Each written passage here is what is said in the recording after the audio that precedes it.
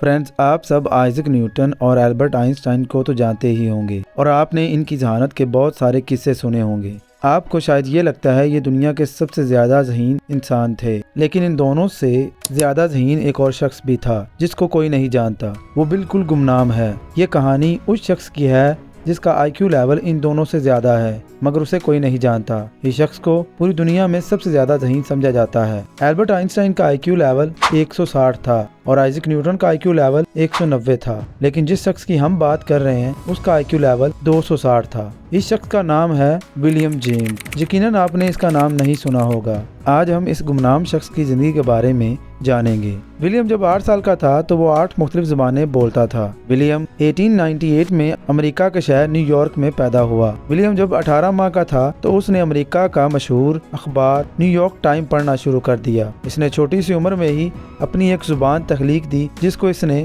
Vendor would کا نام دیا۔ ولیم ہی وہ واحد شخص ہے جس کو 11 سال کی عمر میں 1909 میں ہارورڈ یونیورسٹی میں پڑھنے کا موقع ملا اور 1 سال پڑھنے کے بعد وہ اپنے ہی استاد کو 1910 میں میتھ کروایا کرتا تھا۔ ولیم نے 16 سال کی عمر میں ہی کالج کی ڈگری مکمل کر لی۔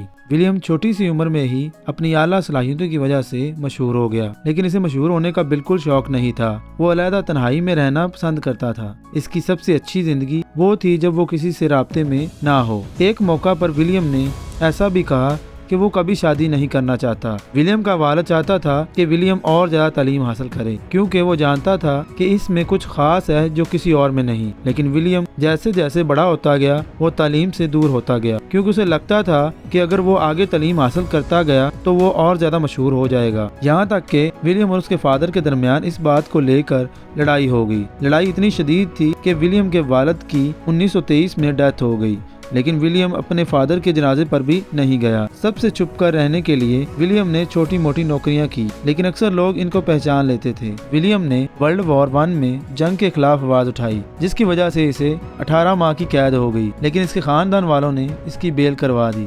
ولیم نے اپنی بقیہ زندگی تنہائی میں گزاری، یہاں تک کہ ولیم نے اپنی فیملی کے ساتھ بھی رابطہ نہیں کیا۔ وہ انسان جو اپنی زندگی میں بہت کچھ کر سکتا تھا وہ صرف 44 سال کی عمر میں ہی چل بسا اور یہ دنیا ایک جینیس انسان سے محروم ہو گئی۔ اگر ولیم چاہتے تو دنیا کو سائنس کی ایک نئی اونچائی تک لے کے جاتے۔